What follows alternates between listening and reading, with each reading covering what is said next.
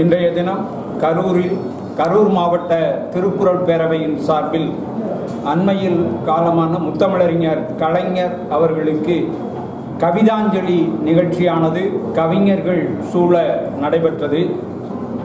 முனைவர் அருணா பொன்னுசாமி அவர்கள் தலைமையில் முனைவர் கடவூர் மணிமாறன் அவர்கள் முன்னிலையில் 20க்கும் மேற்பட்ட கரூர் மாவட்டத்தைச் சேர்ந்த கவிஞர்கள் முத்தமிழறிஞர் கலைஞர் அவர்களுடைய பிறப்பு, அவருடைய வளர்ச்சி, அவர் ஆற்றிய பணி, அவர் இலக்கியத்திற்கும் குரலுக்கும் செய்திருக்கிற அளப்பரிய பணிகள், தந்த திட்டங்கள், அதன் மூலம் பெற்ற பயன்கள் இவற்றையெல்லாம் மிக அற்புதமாக விளக்கி கவிதைகள் பாடினார்கள்.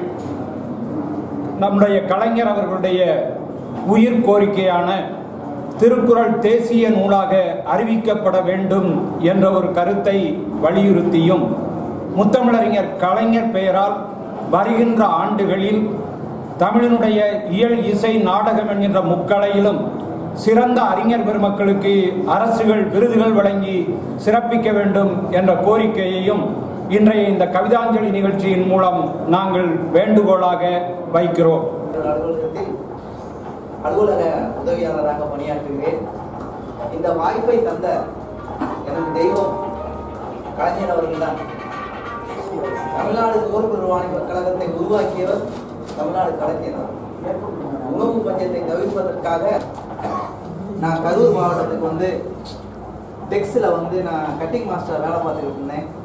திரும்ப இந்த உதயசூரியன் 2006ஆம் ஆண்டு உதித்த பிறகு என்னுடைய முகவரியை கேட்டு அங்கிருந்து பணி உத்தரவு நான் கன்னியாகுமரியில் பணி செஞ்சு, ஆனந்த தமிழ் கவியே, இலக்கிய தேன் சுவையே, ஈழத்தமிழ் உயிர்களுடன் இணைந்து விட்ட காவியமே, தமிழனாய் பிறந்து இந்தியனாய் வளர்ந்து இலக்கியங்கள் பல கற்று இலக்கணங்கள் பல படைத்தாய், பகுத்தறிவு வாழ் கொண்டு மூடமென்ற முட்புதரை வெட்டி வீழ்த்தி விட்டாய், சமத்துவம் வேண்டுமென்று சமத்துவபுரம் தந்தாய், ஜனநாயகம் தலைக்காய், உன் புனித யாத்திரையில் அரசுடன் போராடி வெற்றி கொண்டு மெரினாவில் பள்ளி கொண்டாய், ஓயாமல் உழைத்து ஓய்ந்த சூரியனே, எங்கள் நாட்டை விட்டு சென்றாயோ. ஆண்டோர்களே, சான்றோர்களே,